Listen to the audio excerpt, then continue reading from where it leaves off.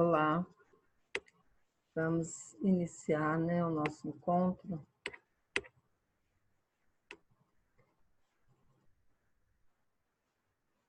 Sobre o livro Novo Mundo, Despertar de uma Nova Consciência, do Eckhart Tolle. Estamos na página 156. Ok? Vamos dar continuidade, então. O que você quer dizer exatamente com você se perde? A essência de quem nós somos é a consciência. Quando você estabelece uma completa identificação com o pensamento e assim se esquece da sua natureza essencial, acaba se perdendo no pensamento. Toda vez que se identifica com as formações mentais e emocionais, como o desejo e o temor, as forças motivadoras primárias do ego...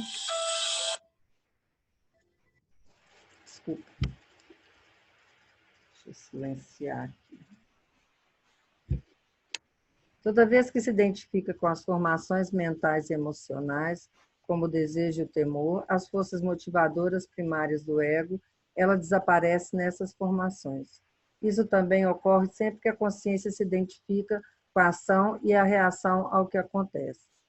Todos os pensamentos, desejos e medos, bem como todas as ações e reações, são então impregnados de um falso sentido do eu que, por ser incapaz de sentir a alegria simples do ser, busca o prazer e algumas vezes até mesmo a dor, como substitutos desse contentamento. Devido aos condicionamentos, a mente está sempre querendo algum tipo de satisfação. Então, ela acha que ela precisa se manter ocupada para se sentir, de alguma forma, bem, mesmo que seja dor, Então, ela está sempre querendo estar ocupada. Quem chegou? Deixa eu ver.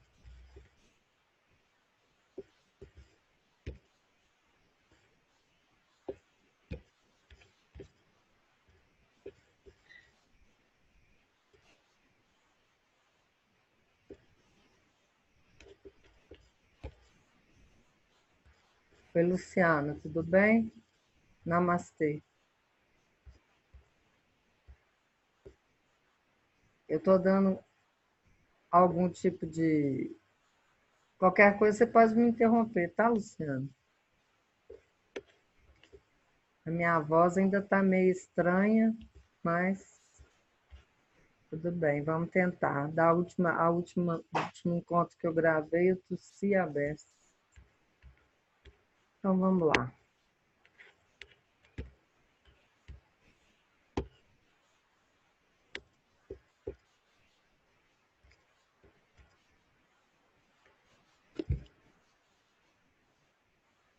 E sempre que a mente se ocupa, ela deixa de estar no estado de presença. Porque vamos dizer que o estado de presença é um estado totalmente desocupado, porque é um estado de fluidez, sem não ter nenhuma expectativa, sem pensamentos recorrentes, A pessoa está ali presente, O que surge, ela flui com aquilo que surge, Então, vamos lá. Então, quando você está sempre buscando alguma coisa, para se ocupar, busca o prazer, algumas vezes até mesmo a dor, como substitutos do contentamento. Isso é viver num estado de esquecimento do ser, de quem nós somos.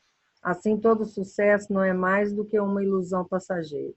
Não importa o que conquistemos, logo estaremos infelizes outra vez. Ou um novo problema ou dilema absorverá nossa atenção inteiramente. A pessoa tem muita facilidade em se deixar levar pela mente, Ela deixa de estar no estado de presença e se deixa levar pelos pensamentos, pela mente. De que maneira eu passo da compreensão do meu próprio interior para a descoberta do que devo fazer no nível exterior? O propósito exterior varia significativamente de pessoa para pessoa e nunca dura para sempre.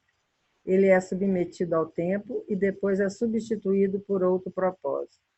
A extensão em que as circunstâncias externas da vida são modificadas pela dedicação ao propósito interior do despertar também varia bastante. No caso de alguns indivíduos, ocorre um rompimento repentino ou gradual com o passado. Seu trabalho, sua condição de vida, seus relacionamentos, tudo isso passa por uma profunda transformação.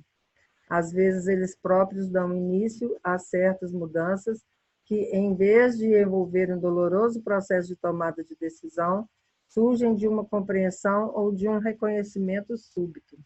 É isso que eu preciso fazer, entre aspas. É como se suas decisões fossem, digamos, pré-fabricadas. Elas chegam através da consciência e não do pensamento. Quer dizer, são intuitivas, né? A pessoa acorda numa manhã e sabe o que fazer. Há quem se surpreenda abandonando um ambiente de trabalho ou uma condição de vida hostil e sem sentido.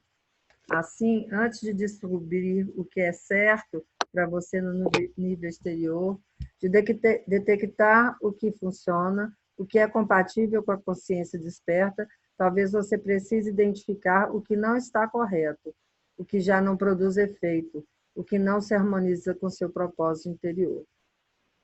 É isso, você identifica aquilo que te incomoda, aquilo que não está mais harmonizado com o seu ser interno, né? Com o estado de presença, né?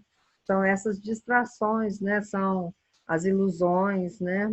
Bloqueios.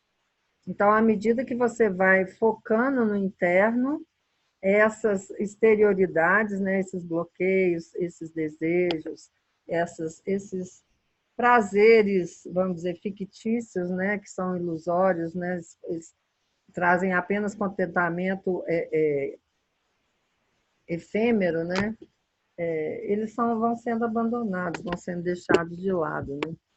Você mesmo vai causando essa transformação, porque você também não se sente mais atraído por isso. Aí, isso aí deixa de te trazer prazer, de alguma forma. Para de fazer sentido e, ao mesmo tempo, não te traz mais nenhum tipo de prazer ou também de sofrimento. Aquilo você passa a ter uma mente mais neutra em relação a isso, a essas vamos saber, a gente chama de adições, né? Outros tipos de mudança podem lhe acontecer de repente a partir do exterior. Um encontro casual traz uma nova oportunidade e uma possibilidade de expansão para a sua vida. Um obstáculo ou conflito de longa data se dissolve. Seus amigos ou passam por essa transformação interior com você ou desaparecem da sua vida. Alguns relacionamentos terminam, outros se aprofundam. Você pode ser demitido da empresa ou se tornar um agente de mudanças positivas no local de trabalho. Seu cônjuge o deixa ou vocês chegam a um novo nível de intimidade. Alguns desses fatos talvez pareçam negativos na superfície, porém você logo compreende que um espaço está sendo criado na sua vida para o surgimento de algo novo. As coisas vão mudando, né? Você vai mudando a sua percepção, vai expandindo a sua capacidade de perceber a realidade, né? E, ao mesmo tempo, aquilo que antes você considerava ser importante vai deixando de ter importância, né? Aquilo que antes trazia harmonia também não vai trazendo mais, não vai fazendo efeito, nem prazer, nem dor, né? Você vai mudando o nível, né?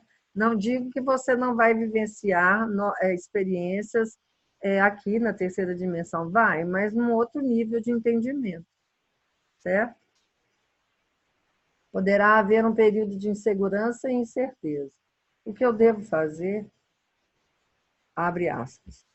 Abre e fecha aspas. Como o ego deixou de controlar sua vida, a necessidade psicológica de segurança externa, que é ilusória de qualquer maneira, diminui. Você se torna capaz de viver com incerteza e até de gostar dela. As pessoas param, né, de esperar uma certa ocasião, alguma coisa acontecer para vivenciar as coisas, né, para tomar decisões ou para aquilo que para viver, né? Ah, não, enquanto isso assim não acontecer, eu não posso fazer nada. Estou aqui de pé e mão amarrada. Isso deixa de acontecer, porque você não vai mais precisar ter segurança para nada. Você passa a viver na incerteza com conforto. Isso não te traz nenhum medo, nenhuma insegurança, nada. Com isso, infinitas possibilidades se abrem à sua frente. Isso mostra que o medo já não é um fator dominante no que você faz e não o impede mais de tomar atitudes para iniciar a mudança. O filósofo romano Tácito observou com toda a propriedade que o desejo de segurança é um obstáculo a todo grande e nobre empreendimento. Se a incerteza é inaceitável para você, ela se transforma em medo. Caso seja perfeitamente aceitável, ela vai aumentando aos poucos sua animação, seu estado de alerta e sua criatividade. Muitos anos atrás, seguindo um forte impulso interior, abandonei uma carreira acadêmica que o mundo teria chamado de promissora, e assim ingressei na mais completa incerteza. Disso se originou minha nova encarnação como mestre espiritual tempos depois. Algo semelhante aconteceu de novo bem mais tarde. Também, por causa de um impulso, abandonei minha casa na Inglaterra e me mudei para a costa oeste dos Estados Unidos. Obedeci a esse impulso, embora desconhecesse sua razão.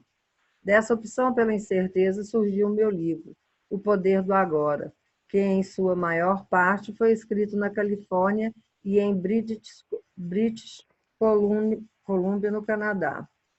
Nessa época, eu não tinha casa própria nem recebia salário, vivia de economias que foram se esgotando com a maior rapidez. Na verdade, tudo se encaixou maravilhosamente. Fiquei sem dinheiro no exato momento em que estava acabando de escrever o livro. Comprei um bilhete de loteria e ganhei $1.000, o que me garantiu o sustento por mais um mês. Nem todas as pessoas, porém, passam por uma mudança tão drástica no que diz respeito às circunstâncias externas. Na outra extremidade do espectro, há indivíduos que permanecem exatamente onde estão e continuam fazendo a mesma coisa de sempre. Para eles, apenas o como muda e não o que. E não por medo ou inércia. O que eles estão realizando já é um veículo perfeito para a consciência entrar no mundo, e ela não precisa de outro. Essas pessoas também contribuem para a manifestação da nova Terra. Então, tudo vai depender de cada um, não é? Essas mudanças, igual ele disse, muda o como, né? E não o que, né? Eles apenas mudam a sua percepção, as pessoas mudam a sua percepção, né? E elas se sentem que devem mudar externamente ou não. Às vezes elas não precisam mudar porque elas já estão fazendo aquilo que está em harmonia com seu ser interno. Isso não deveria acontecer com todo mundo? Se satisfazer nosso propósito interior é estarmos alinhados com o momento presente, porque alguém deveria sentir necessidade de abandonar seu trabalho ou sua condição de vida atual. Estar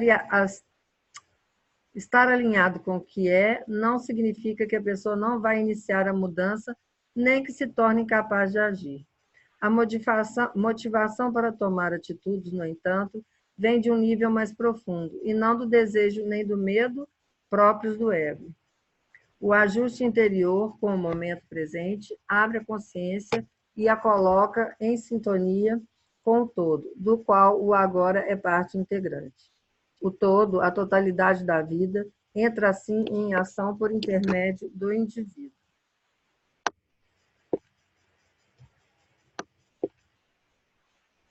O que você quer dizer com o todo? Por um lado, o todo compreende tudo o que existe. É o mundo ou o cosmos. Entretanto, todas as coisas existentes, dos micróbios aos seres humanos e as galáxias, não são realmente coisas ou entidades separadas. Elas constituem parte de uma teia de processos multidimensionais interligados. Nós não reconhecemos essa unidade, isto é, só vemos as coisas como elementos isolados. Isso ocorre por duas razões. Uma delas é a percepção, que reduz a realidade àquilo que temos acesso por meio da pequena extensão dos nossos sentidos. o que podemos ver, ouvir, cheirar, provar e tocar. No entanto, quando somos capazes de perceber sem interpretar ou rotular mentalmente, ou seja, sem acrescentar o pensamento às percepções, conseguimos sentir de fato a interconexão mais profunda sob a percepção da aparente separação das coisas. Então, quando nós estamos no estado de presença, nós nos sentimos, né, em tudo aquilo que existe, nós percebemos que tudo está interligado e, ao mesmo tempo, é aquilo que está ali. Né? Não é uma ligação, vamos dizer assim, de um fio, uma coisa, né, um objeto ligada com um fio a um outro objeto. Não. Todos os objetos se fundem, se fusionam, é tudo um. Né? Essa interligação não é uma interligação como a gente entende, né? Como se fossem elos, né? É uma fusão entre tudo que existe, é essa unidade. Né? A gente usa a palavra interligação apenas para compreensão, mas a palavra, a meu ver, mais correta seria a fusão, onde nós nos percebemos em tudo. Quando a gente diz que o todo contém e está contido em tudo que existe, né? Dentro e fora não existe, ou então é tudo a mesma coisa.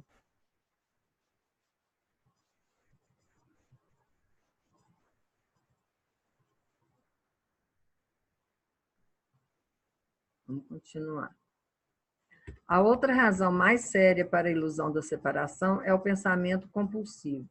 Quando estamos presos a fluxos incessantes de pensamento compulsivo, de fato, o universo se desintegra para nós e perdemos a capacidade de sentir a interconexão entre tudo que existe.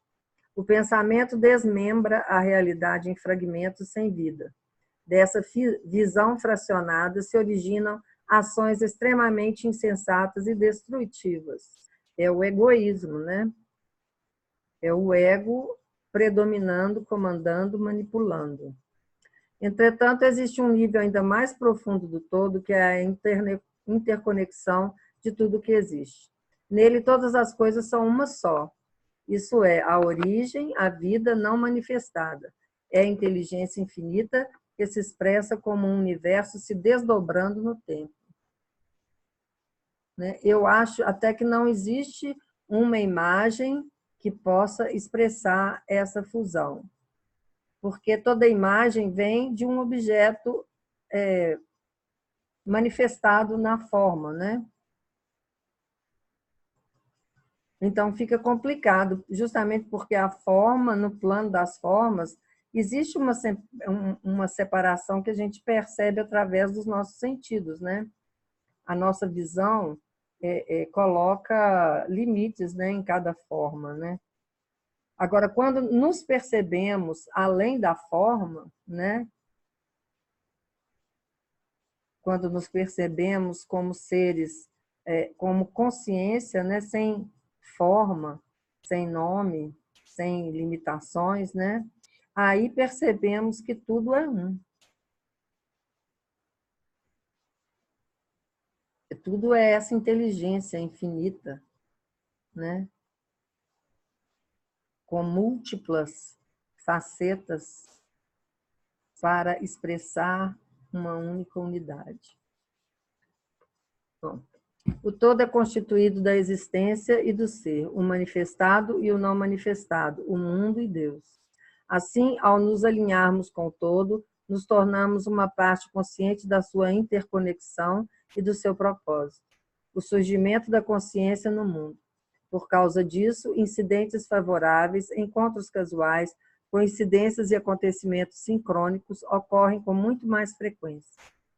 Carl Jung chamou a sincronicidade de princípio não causal de conexão. Isso significa que não existe ligação causal entre eventos sincrônicos no nível superficial da realidade.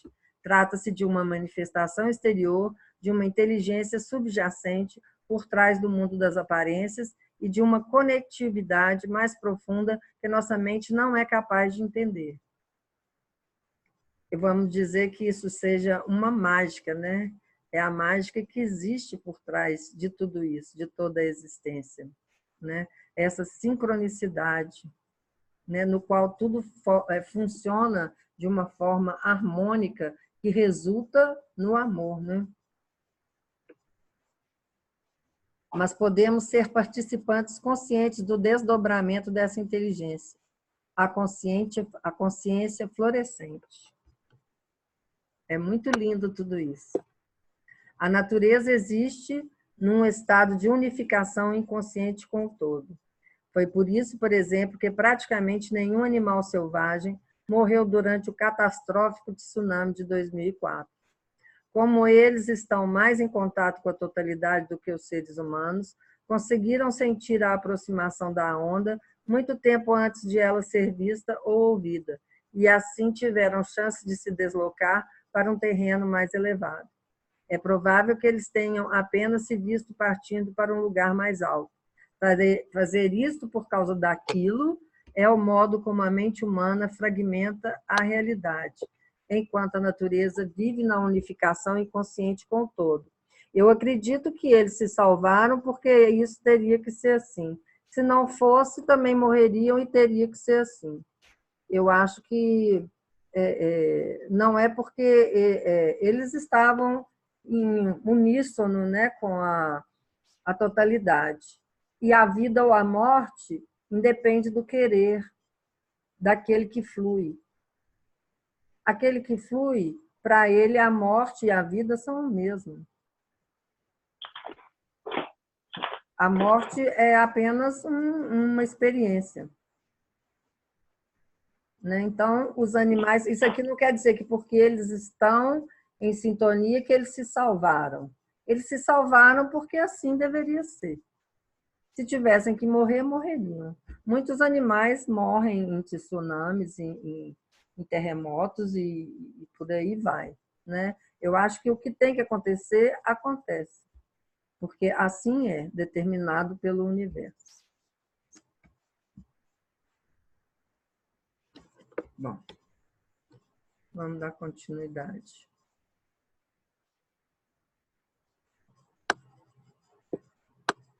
O todo pode usar a mente humana para criar coisas ou produzir situações que estão alinhadas com o seu propósito? Sim, sempre que existe inspiração, que significa em espírito, e entusiasmo, que quer dizer em Deus, está em ação um poder criativo que vai muito além do que uma simples pessoa é capaz. A criatividade, né, essa intuitiva, ela está em total alinhamento com o universo. Né? É Deus atuando através da pessoa. Vamos chegar no capítulo 10, uma nova terra. Os astrônomos descobriram evidências para sugerir que o universo começou a existir 15 bilhões de anos atrás, numa explosão gigantesca e que vem se expandindo desde então. Além disso, sua complexidade está aumentando, o que o torna cada vez mais diferenciado. Alguns cientistas postulam também que esse movimento da unidade para a multiplicidade acabará se revertendo. O universo vai parar de se expandir e começará a se contrair outra vez, até que finalmente retornar ao não manifestado, à condição do nada de onde veio. E talvez repita os ciclos de nascimento, expansão, contração e morte por vezes seguidas. Com que propósito? Afinal, por que o universo se dá a todo esse trabalho de existir? Pergunta o físico Stephen Hawking, né, que faleceu. Compreendendo ao mesmo tempo que nenhum modelo matemático jamais poderia fornecer a resposta. Se olharmos para dentro e não apenas para fora, porém descobriremos que possuímos um propósito interior e outro exterior. E como somos um reflexo microcósmico do macrocosmo, podemos admitir que o universo também tem um propósito interior e outro exterior inseparáveis dos nossos. Isso. Seu propósito exterior é criar formas e vivenciar sua interação. O sonho, o jogo, a encenação, seja lá como for que você prefira chamar isso. Seu propósito interior é despertar para sua própria essência sem forma. Isso. é se tornar consciente de si mesmo, né? Através da forma, né? Ele já é consciente, mas ele se manifesta no mundo das formas e essas formas apontam para o imanifesto, né? Quer dizer, o universo se experienciando através da forma para que a forma chegue à conclusão, à vivência de não ser forma, de não ser apenas forma, né? Em seguida, vem a reconciliação entre os propósitos exterior e interior, levar essa essência, consciência para o universo das formas e, desse modo, transformar o mundo. O propósito supremo dessa mudança vai muito além de tudo o que a mente humana consegue imaginar ou compreender. E ainda assim, nesse planeta, nesse momento, essa transformação é a tarefa que nos cabe. Ou seja, é a harmonização dos dois propósitos, exterior e interior, do mundo com Deus. Para mim, tudo isso é a manifestação da energia do amor. O amor é a síntese e é a própria unidade.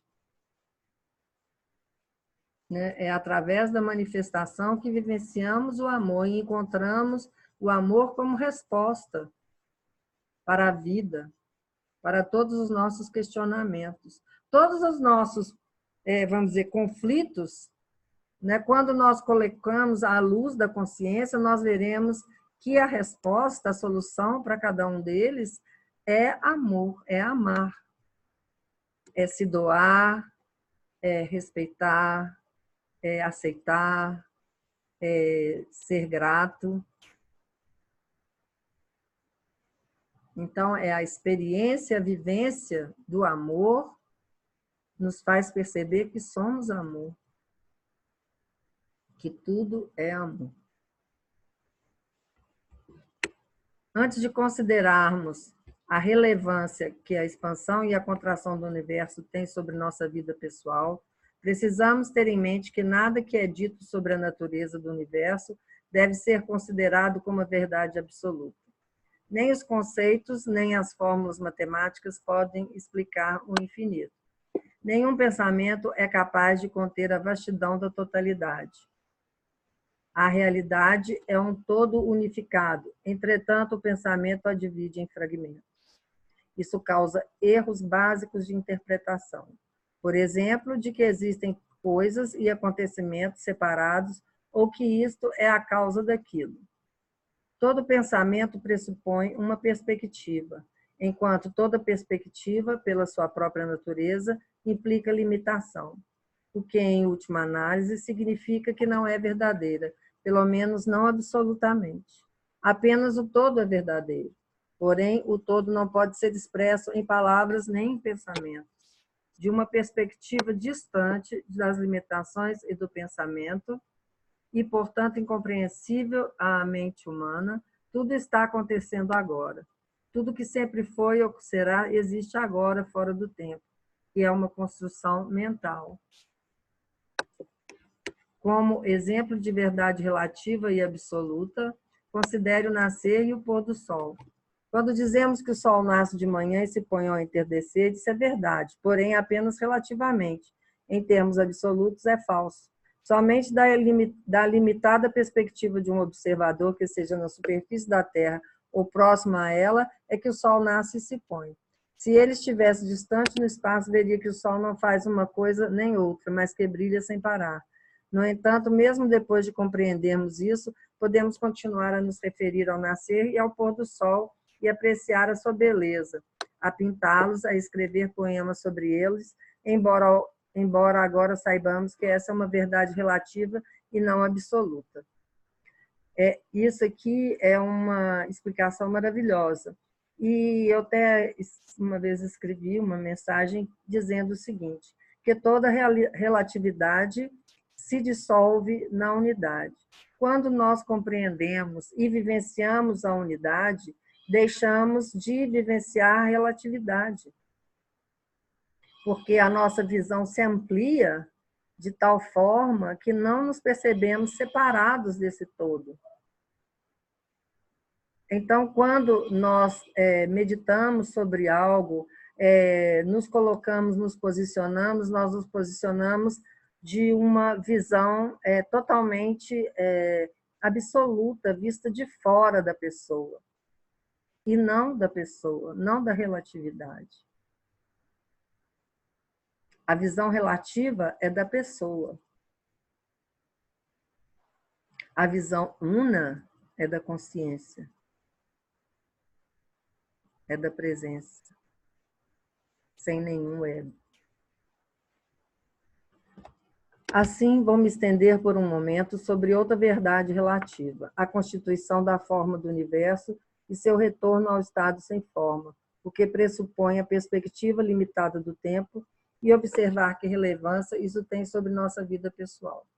O conceito minha própria vida, entre aspas, é evidentemente outra perspectiva limitada pelo pensamento, mais uma verdade relativa. Em última análise, não existe nada como minha, sua ou nossa vida, uma vez que nós e a vida não estamos separados, somos um. Nós somos a própria vida.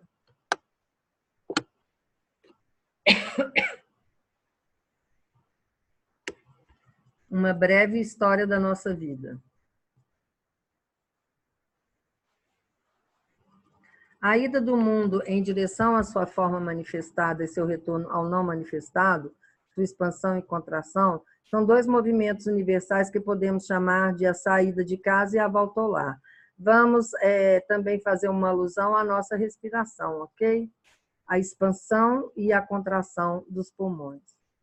Ambos se refletem em todo o universo de muitas maneiras, como na incessante expansão e contração do coração, assim como nos atos contínuos de inspirar e expirar, tá vendo? Também se revelam nos ciclos do sono e da vigília. Toda noite, sem sabermos, retornamos para a origem não manifestada de toda a vida quando entramos no estágio do sono profundo, sem sonhos, e depois, revigorados, ressurgimos pela manhã. Esses dois movimentos, a saída e o retorno, estão também espelhados nos ciclos de vida de cada pessoa. A partir do nada, por assim dizer, nós de repente aparecemos neste mundo. O nascimento é seguido da expansão. Este crescimento não é apenas físico. Há também a ampliação do conhecimento, das atividades, dos bens, das experiências. Nossa esfera de influência se alarga e a vida se torna cada vez mais complexa. Esse é o momento em que estamos especialmente preocupados em encontrar ou perseguir nosso propósito exterior. Em geral, há um aumento correspondente do ego, que é a identificação com todas aquelas coisas que mencionei. Com isso, a identidade da nossa forma torna-se cada vez mais definida. Esse é ainda o período em que o propósito exterior, o crescimento, costuma ser usurpado pelo ego, que, ao contrário da natureza, não sabe quando parar na sua busca por expansão e tem um apetite voraz por mais.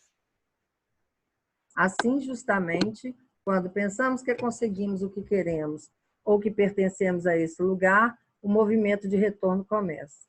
Talvez as pessoas próximas a nós, as que fazem parte do nosso mundo, comecem a morrer. Nossa forma física se enfraquece, nossa esfera de influência encolhe. Em vez de nos tornarmos mais, passamos a ser menos, e o ego reage a isso com crescente ansiedade ou depressão. É o início do movimento de contração do nosso mundo, e podemos achar que não temos mais o controle sobre ele.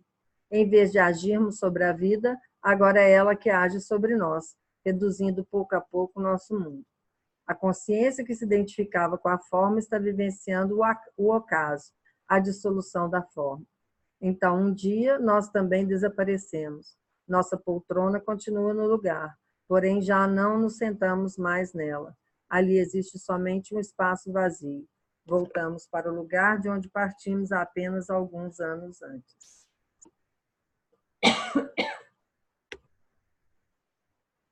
Esse processo de identificação com a forma é mais do que natural, faz parte do processo humano de reconhecimento de si, não é?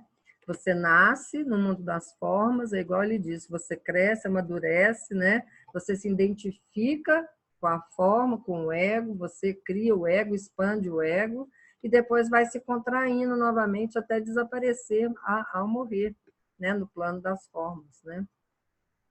A vida de cada pessoa, de cada forma de vida, na verdade, representa um mundo, um modo exclusivo pelo qual o universo sente a si mesmo.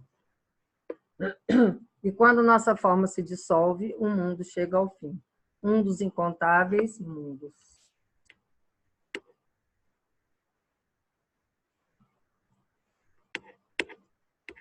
É muito interessante a gente lidar com tudo isso. Com o não manifesto e o manifesto, né? A gente ter essa percepção, né? Oi, Luciano, você está aí? Está presente?